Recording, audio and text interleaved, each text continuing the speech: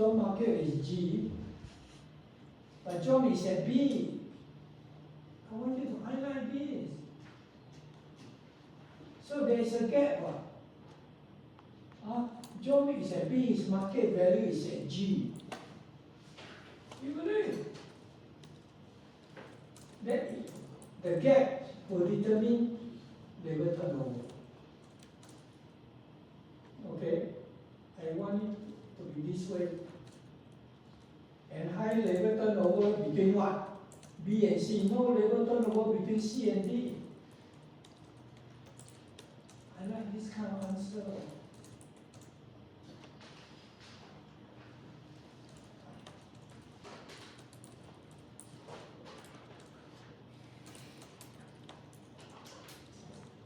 Your answer is correct, but I prefer mine.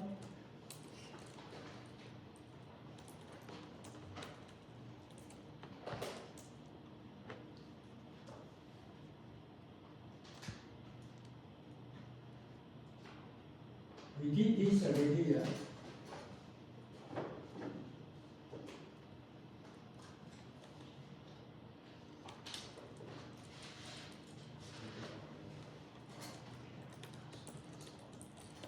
I think we did this, right?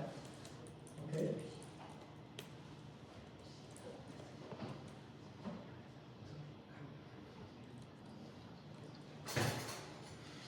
Come. One more.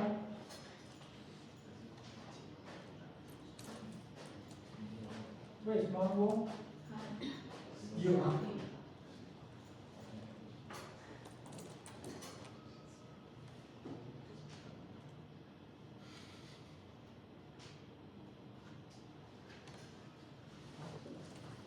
What is it?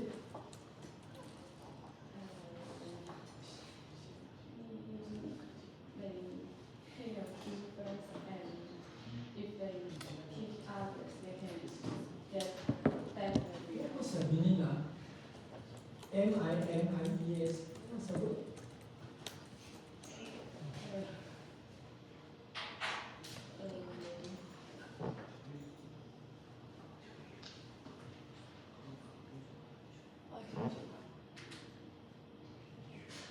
Follow the policy.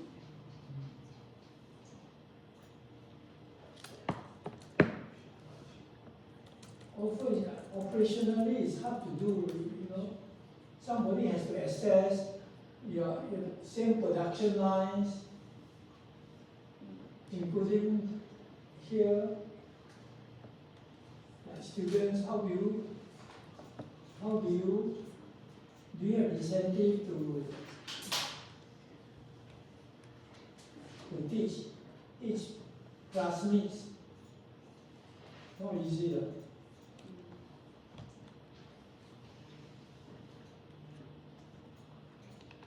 One way, everything has to do with my lecture. Make workers share team dividends. So you are the boss, you divide them into various teams, let them compete, team dividends, and members of the team will share. So in the electronic, there were team 1, team 2, team 3, that's what they do.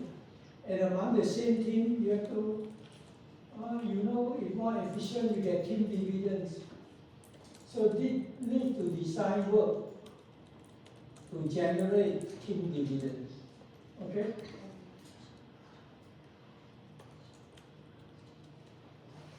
So how?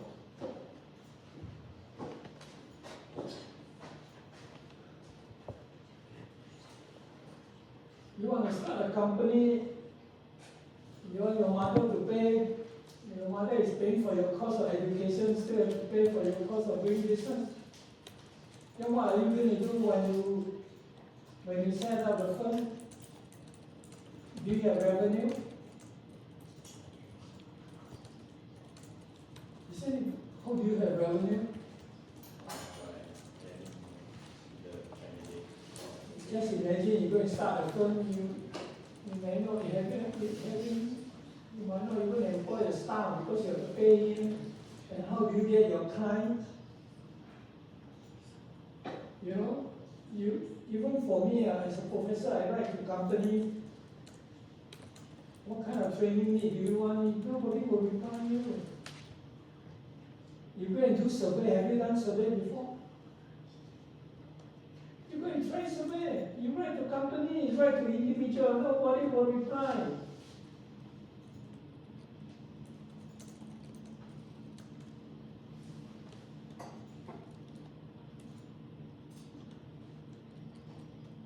Unless your mother is very rich, 300,000 is so hard to earn. And every day you are frightened, you know. First, you have no income. You have expenses, whether you go and park beside or what. You have no reputation. You have no food. Nobody knows you.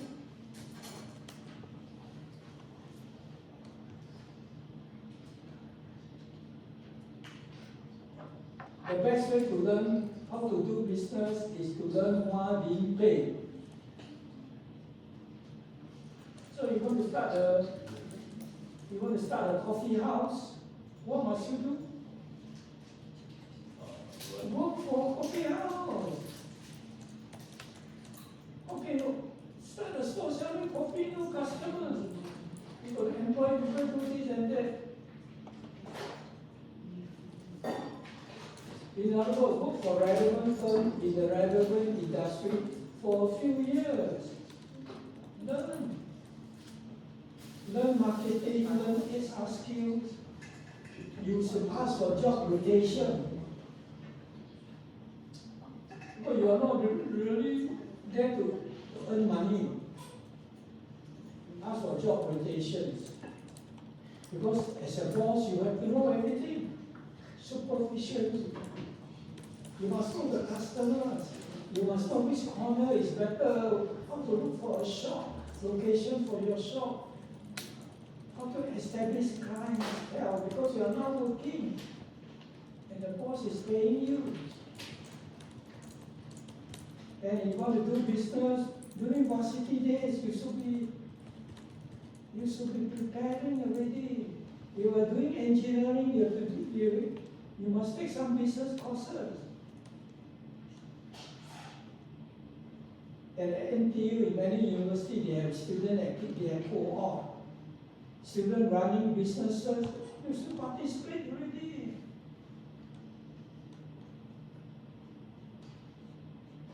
Learn to play golf.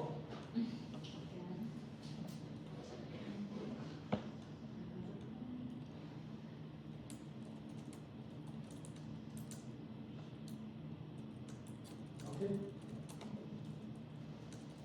Learn to play golf, or look at British. In many Western societies, suddenly a man with no public administration experience won the election and became president, prime minister. Actually, that is quite risky, you know. In the case of Singapore, this will never happen. You want to be a prime minister, you have to be a minister first.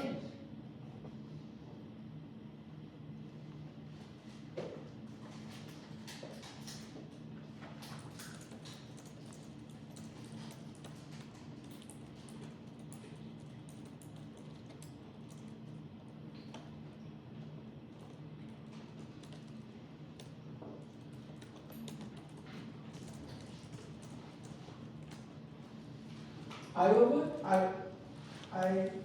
an article in the 1990s where I argued that university students, if you're going against a trend, university students shouldn't start a business immediately after graduation.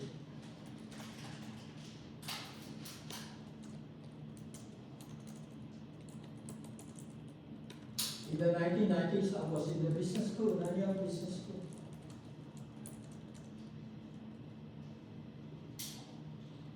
At that time, it's School of Accountancy and Business, then changed to Nanyang Business School. I was there during the transformation. I took part in the discussion of changing.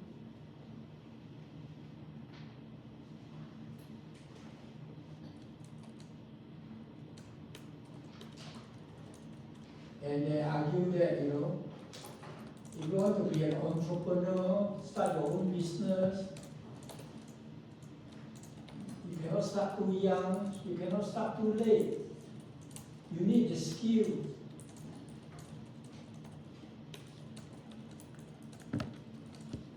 You cannot use your money to learn. In this case, you shouldn't. My wife and I went to see an eye doctor. Cataract, my wife had an operation. And this Singaporean doctor, eye doctor, said that I got a degree, but I spent 2 years learning from a UK expert in Hong Kong, learn how to do cataract operation.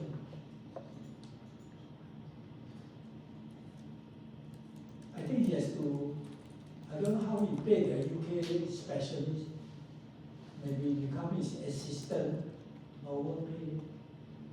But you learn the skill, that is very specific skill.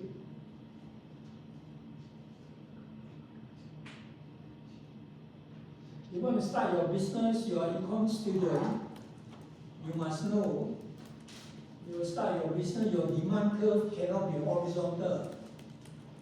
You shouldn't start a business in perfect competitive industry. In a perfect competitive industry, there is no economic profit. At least you must start in monopolistic competition. Your demand curve must be downward sloping and not horizontal.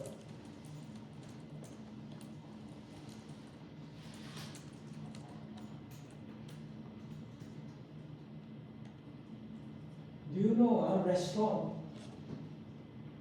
The owner of the restaurant must be a cook, not a cook, a cook, not cooker, a cook. Started that way. Then after that he employs people as cooks, marketing or what. You cannot trust him, he knows the market. He's probably doing the purchasing. He has to know the purchasing because he has to know the price, he has to know what dishes to cook. All this is from experience.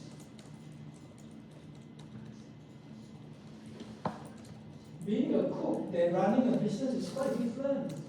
So he has to manage staff, pay people, wage system, dealing with government regulations, business law, accounting, HR, marketing.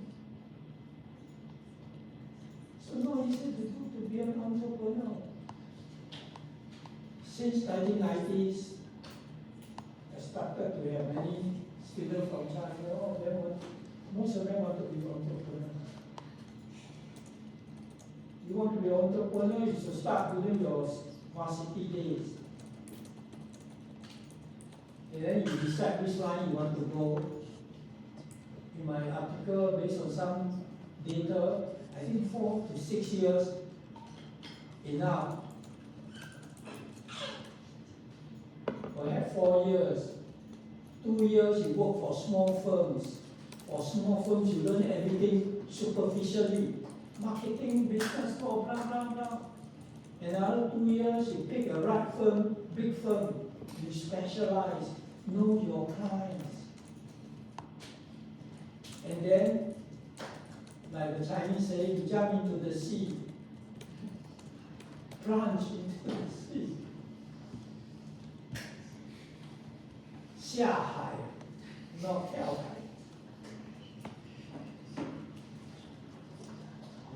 If you stay too long being employed, you can't be an entrepreneur, your cost is too high.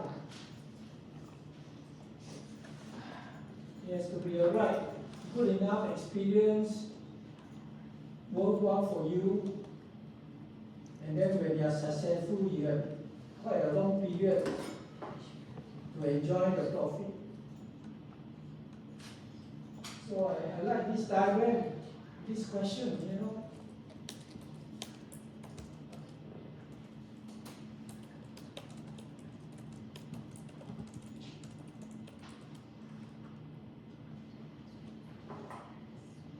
I drive, so I send my car to the workshop. Got to know and this car workshop is run by an entrepreneur. Now his son taking over. Son is now at the age of 50. And son knows I'm a professor, always like to talk to me. He said that, his lease from the government is 10 more years, traditional car. But in future will be electric car. Electric car,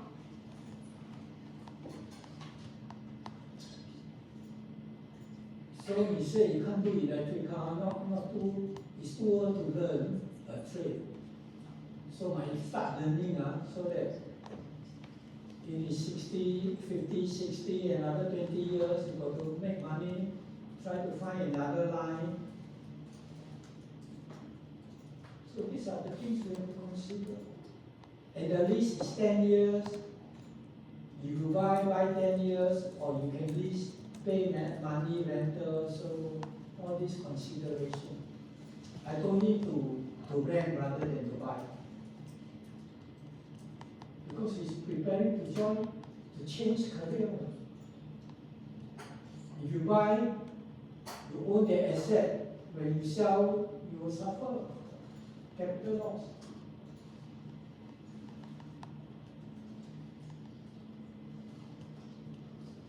Main guy, you are.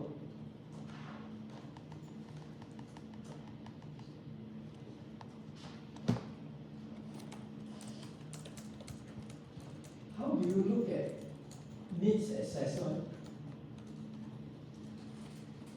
You tell me.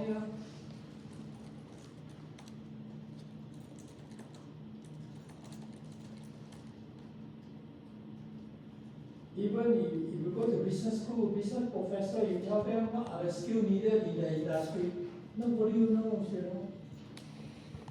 Because as a professor, as government officials, you are in your office.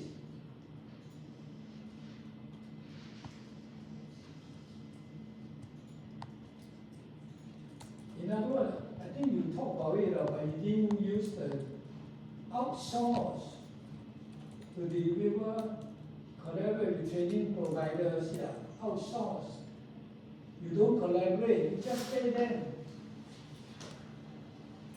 Outsource the training, place and train and place.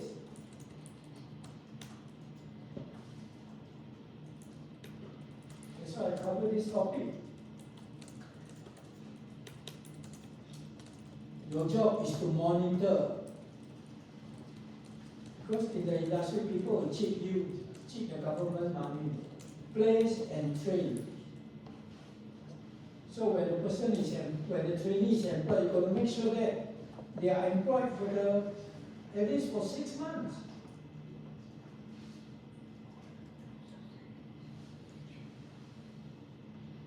So if the person symbolically employed only 1 year and then he lost his job,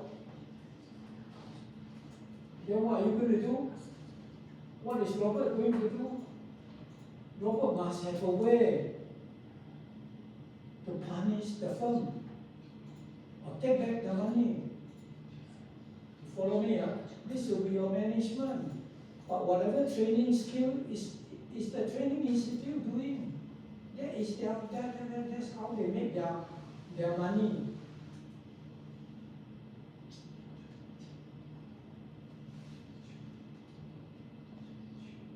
So, if you have in mind, you should use the same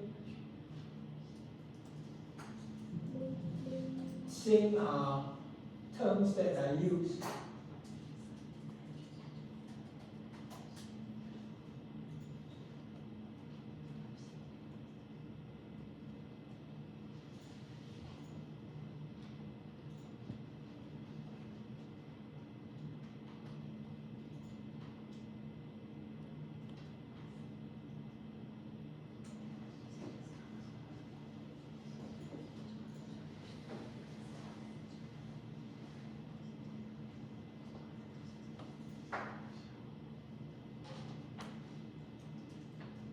You may suggest,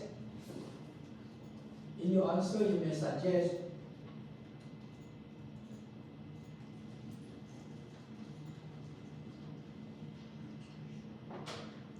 can create SDF.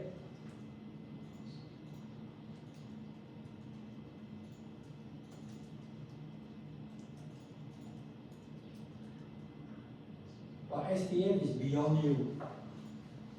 Okay, at the ministerial level. You are just so the basic idea, I think, I agree with you, but use the term. Every, might be too late, every tutorial question is geared towards discussing key contents of my lecture. Generally 90%.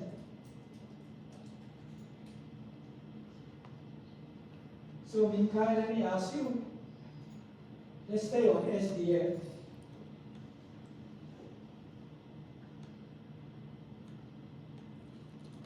Can SDF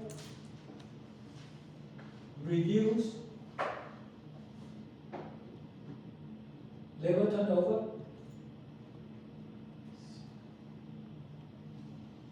I'm asking you, can SDF reduce labor turnover?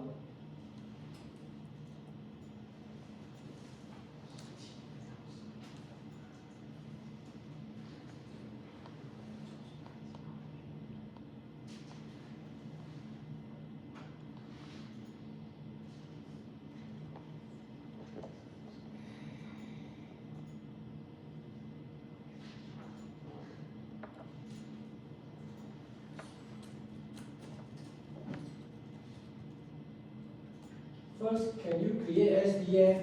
Not for this question. SDF is government to decide.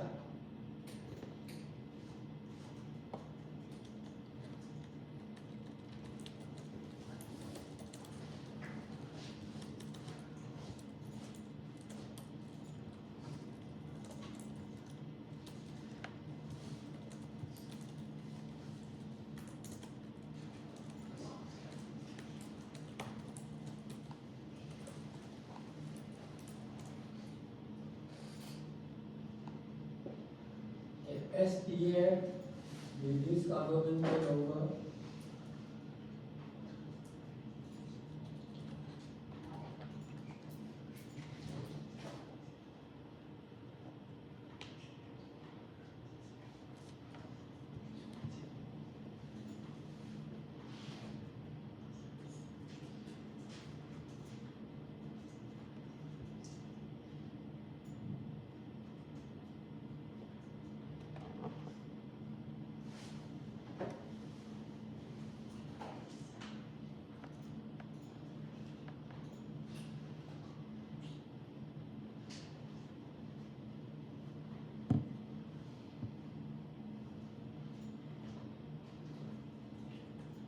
Under SDF, workers pay is still 1,000 during training.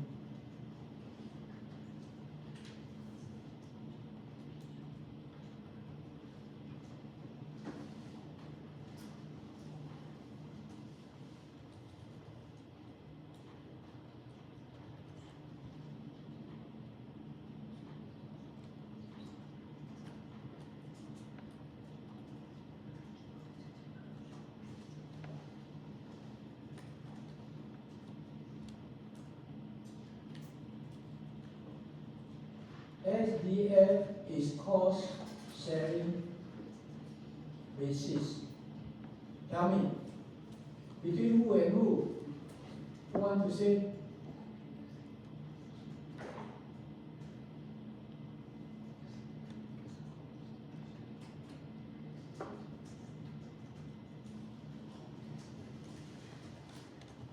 Come. I don't want to look at you, you tell me. Who is A, who is B? Anyone? Who is A? A is what? Hello? A is what?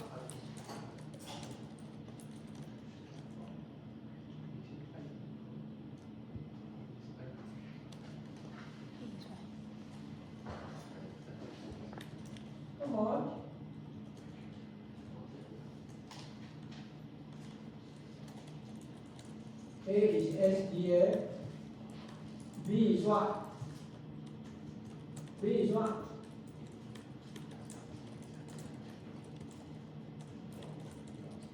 Employer. Not workers, huh? Employer.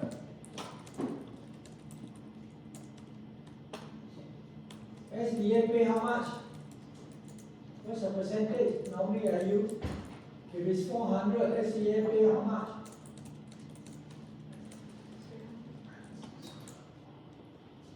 300. And employer pay how much? Huh? 100.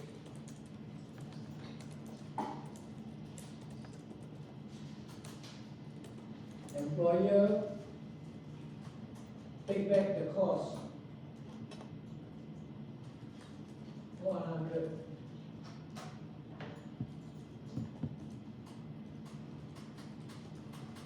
What is John's pay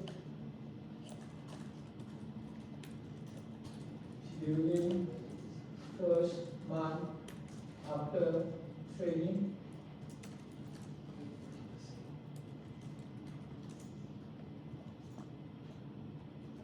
How much?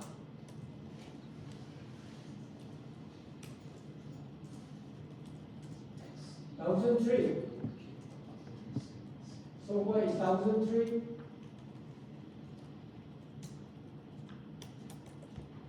$1,003 is here.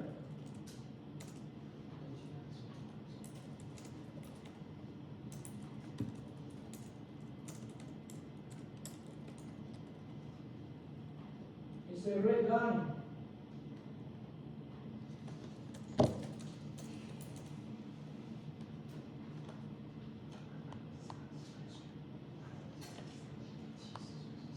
Is labor turnover reduced? Let's put this as K.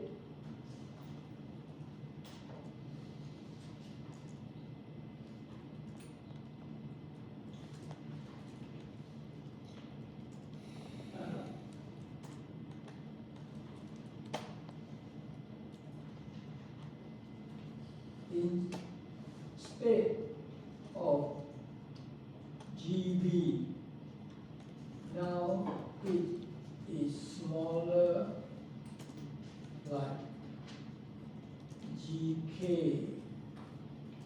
The pressure of turnover is lesser. Do you know why I wanted you to draw the diagram? You can talk. With SDF, labor turnover is smaller because instead of GB now it's GK.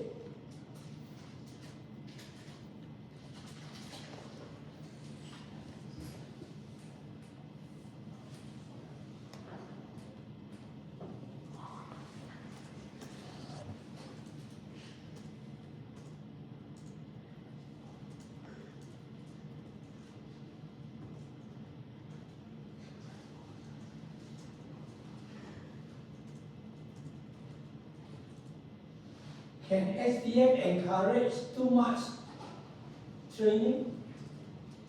What is too much?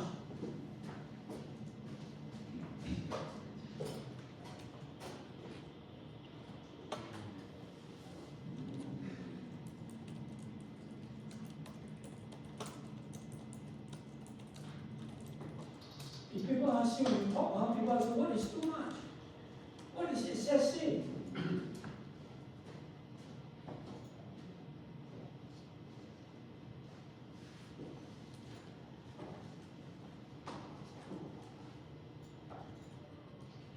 If people say you play computer game too much, what is too much?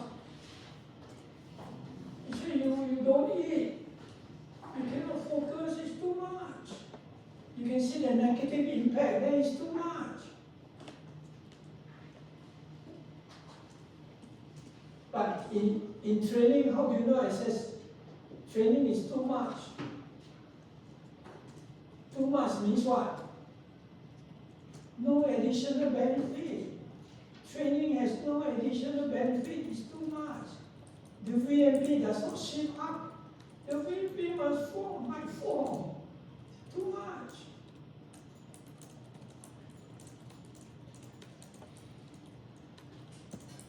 If training is too much, if this training is too much, this particular training is too much, who will know this training is too much? Who will know this training is redundant? Who will know? SDA will not know. The Prime Minister will not know. The professor will not know. Who will know the training is redundant? Is the employer.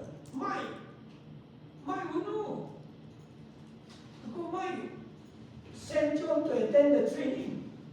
Mike will know.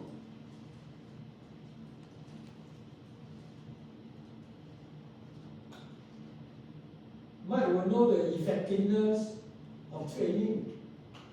Nobody else will know.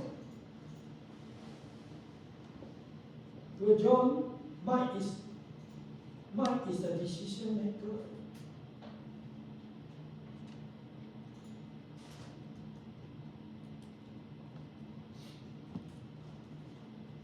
Then for you, how do you know?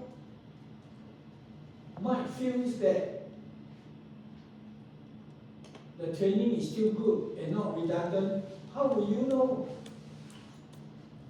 You don't know Mike. You have no opportunity to talk to Mike. But based on his reaction, you will know the training is still useful. So my question for you is, how do you know that Mike thinks that the training is still useful?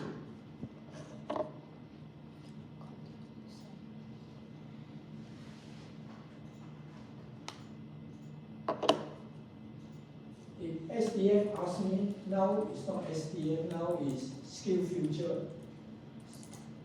Skill Future people ask me, Professor, how do you know this training program is still useful? How would I answer? I would say, this training program is still useful because Mike is still paying 30%. It's not free. If it's free, you think, oh, I don't care, it's free. Mine is paying 30%, it's still good money. This person can go and buy chicken rice, or buy another machine. But mine is spending money, that means it's still worth it. And it's worth the VNP of 30%. So you can see SDF design. If you run SDF, how do you know whether the training is effective? How do you measure? You got to pay professor to measure.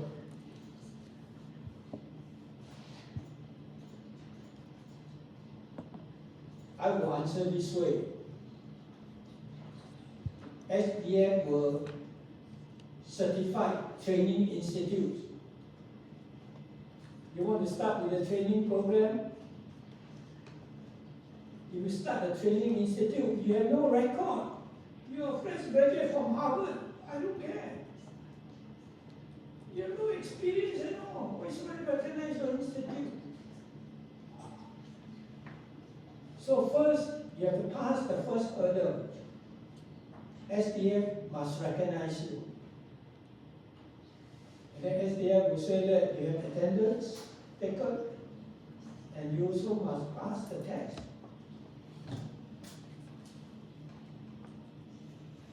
And they know SDF, Singapore civil servant, mean business. Don't cheat them. They will punish you. They will put you on blacklist. So this is what SDF can do. Quite effective in the Singapore setting. Then what can employers do? Employer will know whether training is useful. But you don't communicate with him, how do you know? I know, because SDF say whatever training program, the max they pay is 70%. Employer pays 30%. If it's 1,000, employers still have to pay 300. 300 you can buy chicken rice. But don't want same job for this training. They are the end user, they will know training. So co-payment guarantees quality.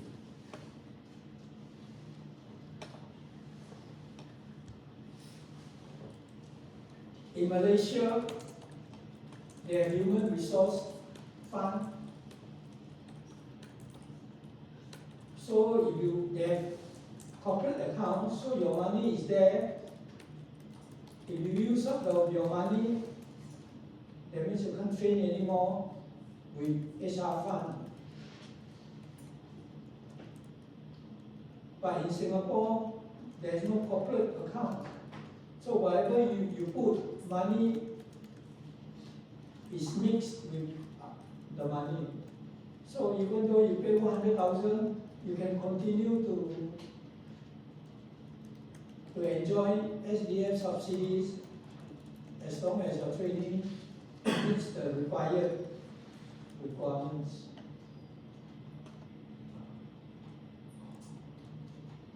So up to the point, Mike, as an employer, will know that, hey, I'm now using people money, you know. I'm now using people money to train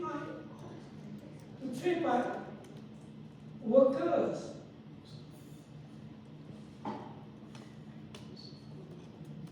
Like going for buffet, some people are paying you eat. Will you overeat? Will you eat until you got stomach ache? Some people do that. Would SDF blindly encourage firms to train workers?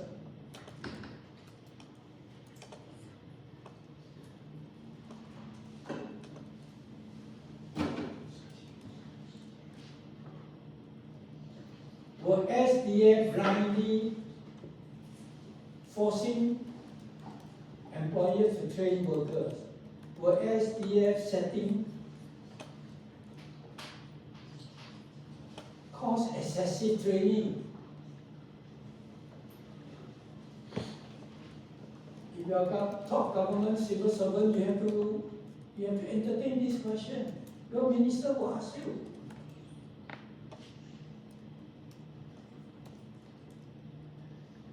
Our minister can brainstorm with professors, okay? I have seen it.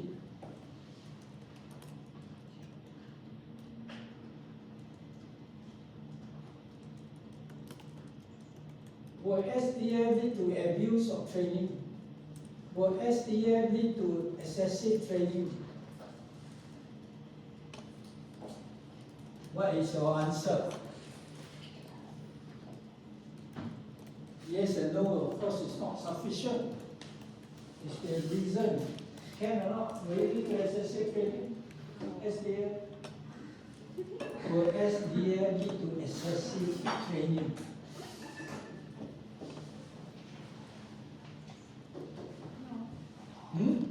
Why no? Why no? No is correct. But why no? Because there is co-payment. Yeah, because of co-payment. Now you see the importance, the impact of co-payment. It's still good money, you know. The cost of training is 1,000. SDF pays 700. You don't care, 700. But you got to pay 300. 300 is good money.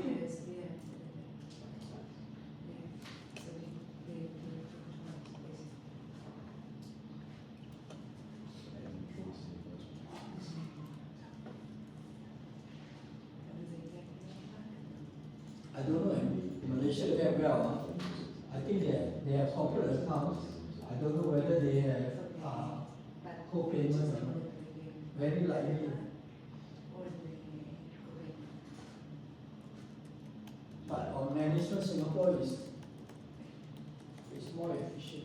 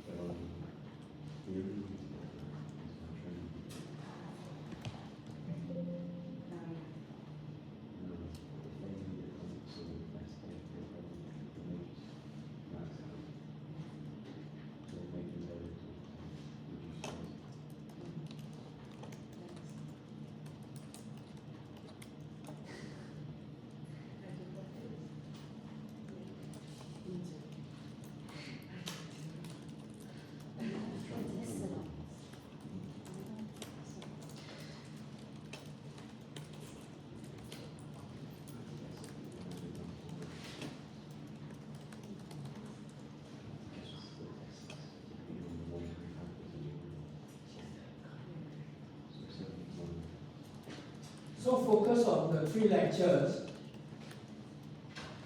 I think 6 is union social responsibility. 7 is wage systems. 9 is training. So your 3 questions, half an hour each for Thursday, final exam.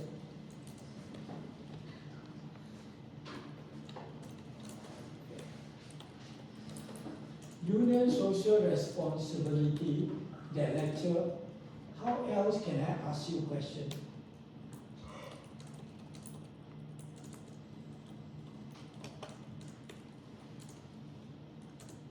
I will not ask you who is Patrick Tay.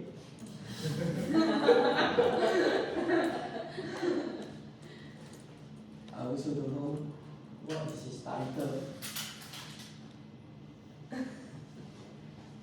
When you use I give you an event, a situation, then you use the diagram. The diagram, the model. In that model, you have vertical axis, horizontal axis, you have OR curve. You also have what curve? KK. That kind of question. So I will give you a setting. Like you do in tutorial.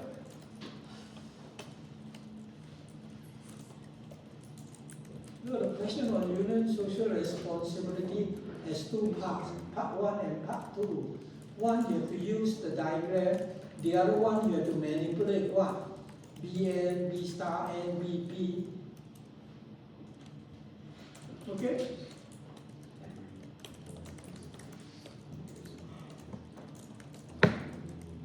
I actually prepare you, remember the MCQ? Robert's wife, right? That kind of question won't be the same, but you know, that kind of reasoning.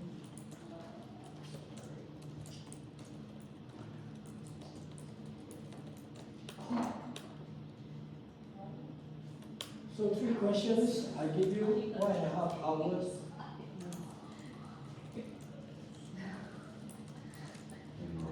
So that is questions, the question on union social responsibility. I will give you a setting, a situation, like my tutorial, give you this. Then 1 question is on wages, wage system.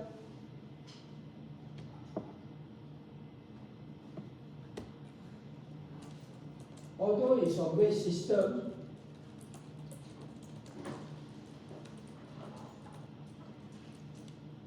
in the wage system, I cover WC, I cover efficiency wage,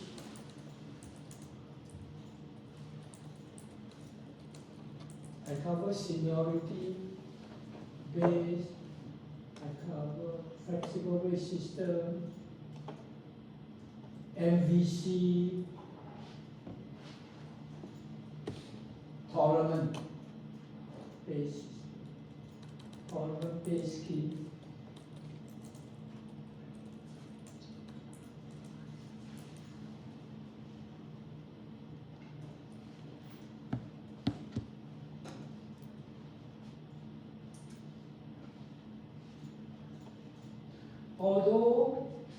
Although lecture 7 does not take into account unions, you need to know wages determined by the unions.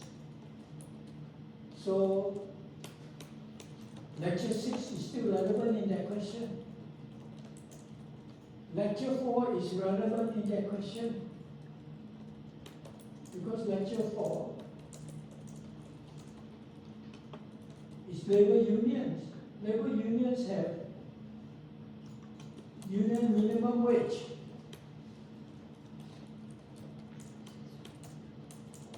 And in lecture 4, the union is micro-focused.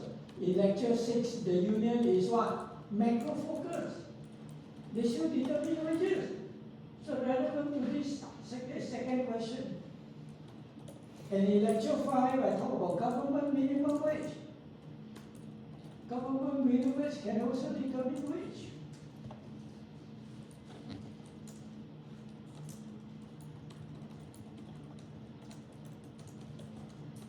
I think the order is this. Question 1 is on union social responsibility. Question 2 is on wages. Question 3 is on training. I think question 2 is the most challenging.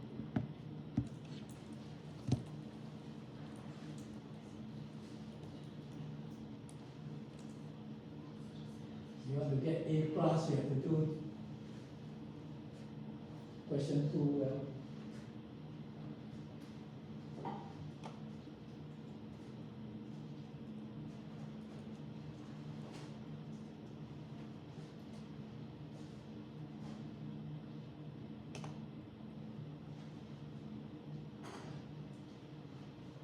So for the second question, wages, not only you want to look at specific lecture, you have to look at across lectures.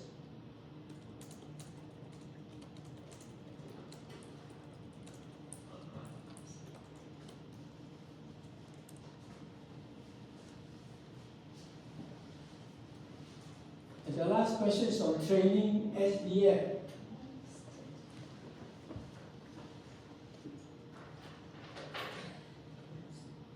So question 3, 1 union social responsibility, question 2 on wages, question 3 on training. It would be fair for me to tell you question 1 and question 3 are quite close to the format of tutorial questions.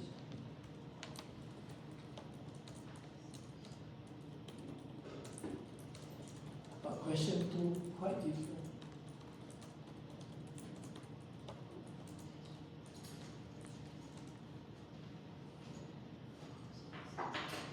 This is a summer program in my regular semester situation. Usually I will have a question to determine who will get A or A plus.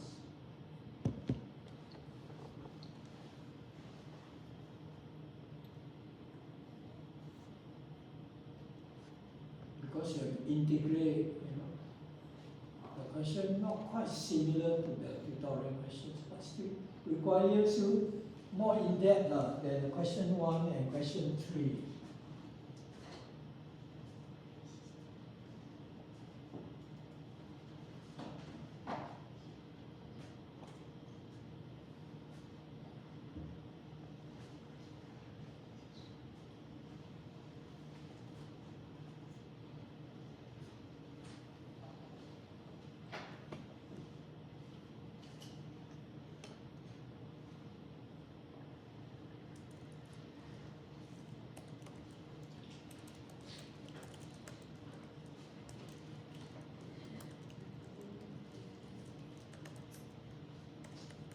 But even for question like question 2, I did hint during my lecture.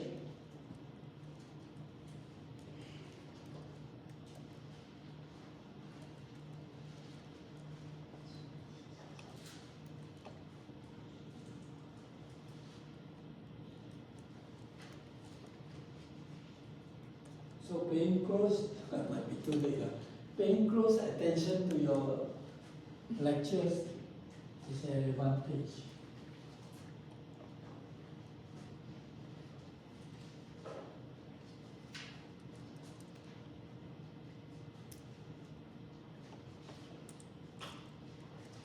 For most of this summer program, it's pass and fail, right?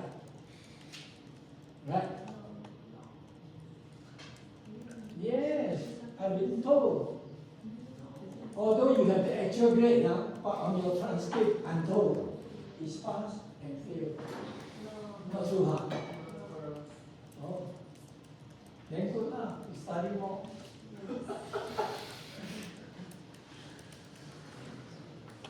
Maybe depend on which university. Depends on the university. Yeah? I think for NTU students, when they go overseas to do exchange program,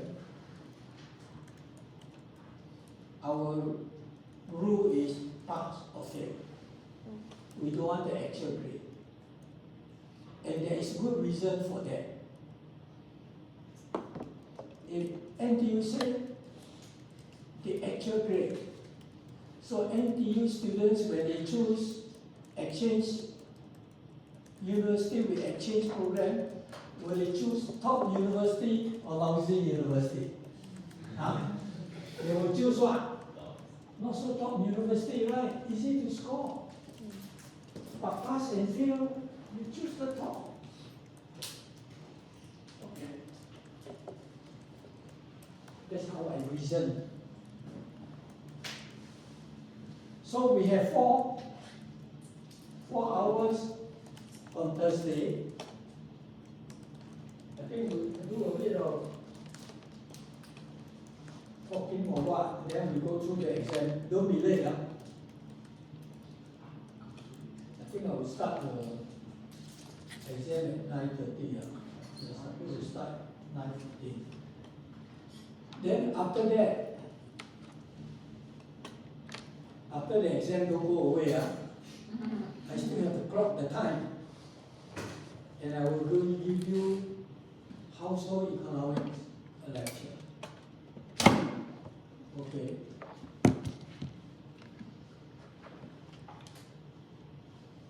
And I also want to know, I tell you, how to build a competitive economy. The only way to build a competitive economy, especially starting from poor country, is foreign investment. Singapore, China.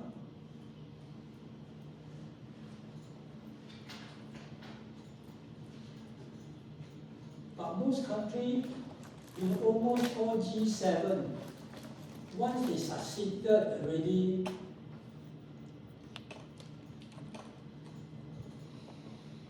they start to lose their manufacturing sector. UK, US.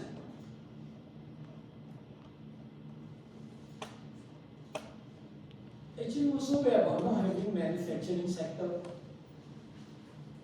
All your top students will go to financial market, make big money. So what's so bad?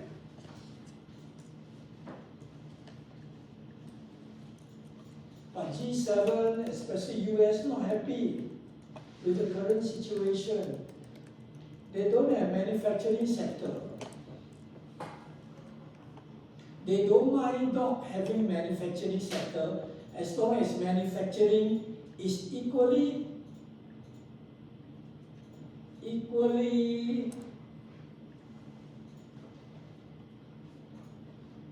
come to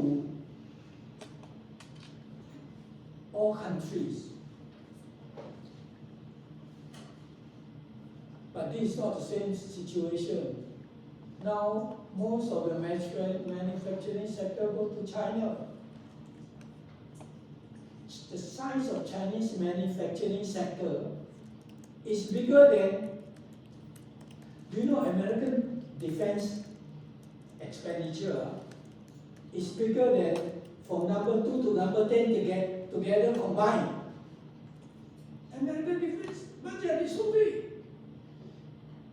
And Chinese manufacturing sector is bigger than number 2 to number 10 combined. So what's so bad about that for USA? For USA or for G7, sanctioning will not be that effective. But that's not the main reason. Do you know what is the main reason why you need to have a strong manufacturing sector? It is related to defense. Defense. Then I realized, oh, it's defense. Shipbuilding, aeroplane, fighter, spaceship. That's why I'm not going to take back the manufacturing, but not easy. Few more minutes, I will let you go. Not easy because financial. In fact, one of the conclusions of my lecture, if I have time, financial market cannot be too strong. Salary in financial market cannot be too high. If it's too high, you will lose your manufacturing. And this is why China is complaining the financial market.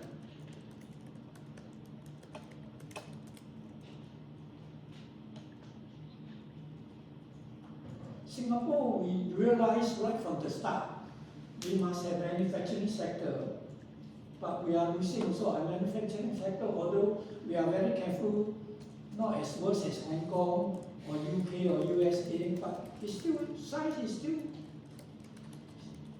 declining in terms of potential of workers there, declining not much in terms of GDP of manufacturing sector. Okay, so after the final exam, I will do household economics. I think it's still relevant. Remember, when I pick a topic, I will go in theory first.